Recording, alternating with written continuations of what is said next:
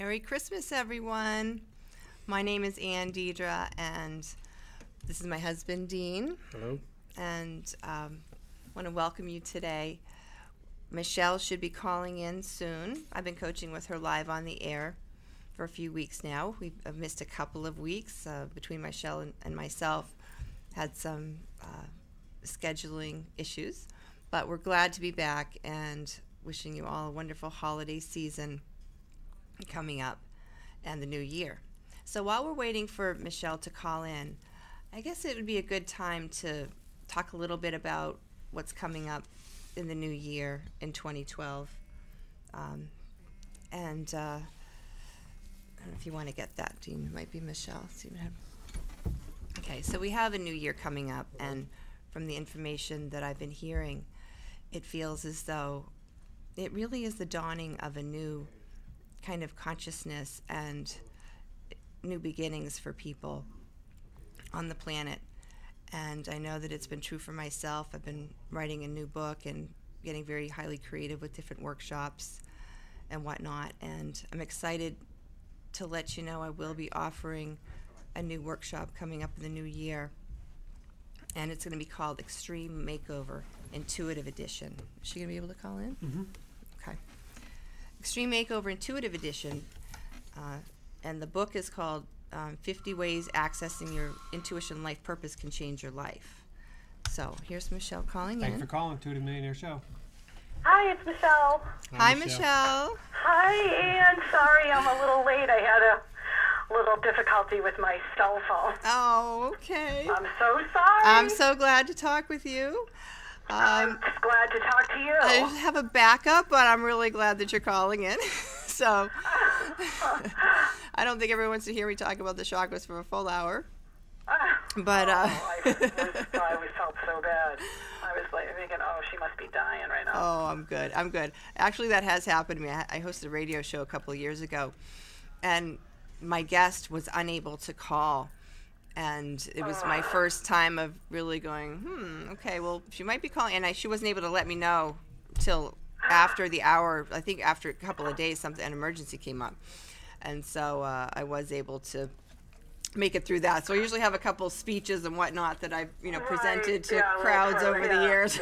pull out a seminar if I have to. God. Well, I couldn't find my cell phone. I was getting myself all prepared, and I put my cell phone down because I was like looking to make sure. And then I couldn't find my phone, and then I found it, and then I went to call you, and I realized I programmed your number into my phone. Yeah. But it's one digit. I didn't put all of the numbers in. So thank God I had your cell phone number. Oh yeah, that's good. And I had it right here, even though it wasn't on. I saw the number come up. I handed it to Dean. I'm like, I'm pretty sure that's Michelle. So it's good to be intuitive. Well, it's been a while since we've talked, and I've really been looking forward to connecting with you. And me too. Gosh, just to catch everybody up, Michelle and I have been working together for a few weeks, and basically the kind of work that I do is helping people connect with their intuition and with their life purpose. And with the process with that often includes what I call, clearing out the weeds in the garden, so to speak, and everything is energy and things messages that we got from childhood, from, teachers or well-meaning parents, anything, just going through life. We've accumulated a lot of baggage, unfortunately, but fortunately, we're able to release this through some different techniques, and that's primarily what I do with my work and with my readings and coaching with people. If you want to check out my information on andeidre.com, I'd like to help people get clear on their life purpose and what they're here to do, and it improves your relationships, it improves your job, your career, how you feel about yourself. When you're here doing the work that you're here to do and everything is in alignment, which means everything is just working, then it's a really good place to be. It's something that I've managed to do with my life as I've overcome depression and anxiety that was quite severe, and discovering my life purpose has absolutely changed everything in my life, and there's no going back once you get on that path. So really happy to connect with you again, Michelle, and we've had some pretty great sessions already about the clutter that you've been through? And it has felt so good. The move went really well, and I've got rid of so much stuff. It feels amazing. Oh. I feel so good as far as that goes. That's great. Can you hear me? Yes. Okay, Can you hear me? Yes, I can. And a couple of weeks ago, because I moved back. My mother, the house that I grew up in, when my parents got divorced, I was 18, and my mother had an in-law apartment built so she could have income to help her afford the mortgage. Yeah. So that's where I'm living now. So I'm back at the house where I grew up in. Okay. It's great. It's going really great. I love my mother. She's great. But a couple of weeks ago, I kind of it was like the full moon. It was the day of the full moon, and it can totally affect me sometimes. I get really depressed, and I just felt like, I don't know, I just felt so lonely and alone, and I was thinking that I made the wrong decision moving here, that it was going to, like, set me back, and it was just not good. But, because in the house that I grew up in I started thinking about how one of my issues is feeling like, my father made me feel like that I felt like he didn't like me, and I actually think he was jealous of me. But and like I remember when I was probably 8 years old, and my grandparents were over, and it wasn't a great thing that I said. I was saying, and the other day, they had said something about someone being lazy, and I said, speaking of lazy, last week, my sister, blah, blah, blah, blah, blah, blah, and I was, it wasn't nice, but I was a kid, and my father, in front of my grandparents, said, Michelle, you think that's going to make people like you more? Well, it makes them like you less. Oh, boy. That was I never forgot that. And I just, it's a little crippling. I don't know. I just have, I worked on that, but I just have in the past I've had a hard time connecting and trusting women. Oh, and sure. As I've gotten older, it's gotten easier, and I do have some good female friends, but sometimes I feel like I wish I had more, and I just wish I had more female friends, and I feel lonely sometimes. Okay, well, let me say my prayer, and let's do some digging here today. All right. Okay. So I'm going to call on your higher divine self, my higher divine self. I'm going to invite the masters of light, the entire hierarchy of light, to be with us. I'm going to ask for the highest good to come through, highest and best when you ever imagine. Thank you, rejected space. Make clear and pure channel today for Michelle while we share. Thank you, God. Amen.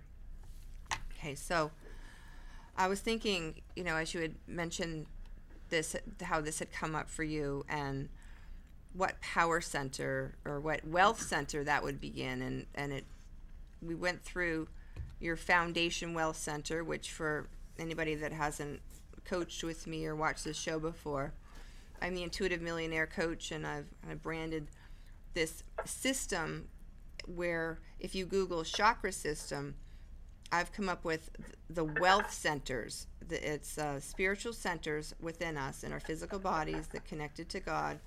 And through my work with people, I've discovered that everything is stored in these energy centers. And that's how I'm able to psychically tune in and get information from people. And I can find out lots of things that can help them release emotional pain and also find the great wealth within them. So I've worked with Michelle on her root center or foundation wealth center, and then we worked a bit on the creativity and truth center, which is the second chakra. And interesting enough, when you brought up maybe the problematic potential issue with female friends, I'm guided to work in your power wealth center, which is your third chakra. So let's dig into this a little more. And when I talk to people, and people know I'm psychic or intuitive, I don't walk around knowing everything about everybody, not even close. But when I say my prayer, if someone asks me for help, then I tune in and I receive information. Okay, so that's what I'm going to do for you right now, Michelle. We've done this before, like I said, with the Foundation Well Center and with Creativity and Truth. This is your Power Well Center. This is located at your solar plexus, and I know you're familiar with the chakras, so that's kind of right in your stomach area. You get that gut feeling. Yeah. But first of all, like when you think about these relationships that you have or creating new ones, do you feel it in your stomach, like nervous or nerves, like there might be some kind of maybe power struggles or something with that? Because that can happen with female friendships and relationships. It can turn into more competitive nature rather than supportive and harmonious. Yeah, right. Yeah, like I just feel like I think like just uncomfortable, like just a general nervous. Yeah, like nervous. Well, that's right in your stomach. Yep. Okay. So I want to tune in and see. Okay. So now I'm going to talk about. Actually,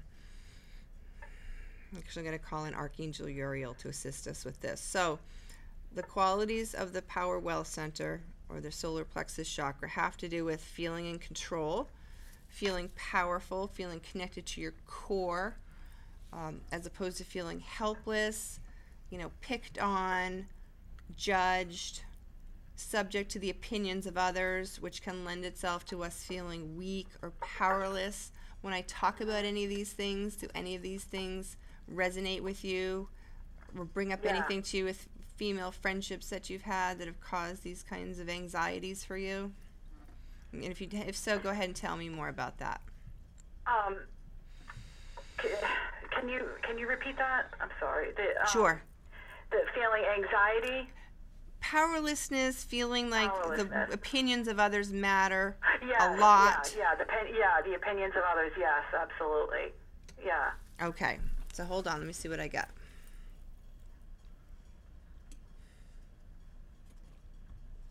I don't think your father was the only one that was competitive with you. I feel it. Oh my God, you're so right. And I was going to get into it, but I thought, oh, she'll think it's weird. But my mother has like 3 sisters, and 2 of them, I know my Aunt Jean, I always felt like she didn't like me. And as an adult, I've seen her with her own grandchildren. She only likes the grandchildren of one of her daughters.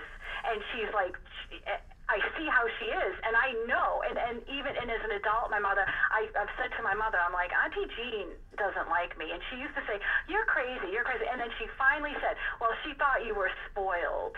And then my other aunt, my Aunt B, she had a bunch of kids, and one daughter was my age, and she was always like, so the 2 of us were like, we would hang out together, and then her younger sister and my younger sister hung out, and my cousin Ellen was like always in trouble. She was like a bad girl, and I was good. I was I was sweet, and I think my Aunt B was jealous of me, and because of her daughter was like bad and I wasn't. So I had not only my father but 2 aunts that I knew didn't like me. Okay, let me tune in and find out more for you about that. You're unbelievable. Oh, thanks. Okay, hang on.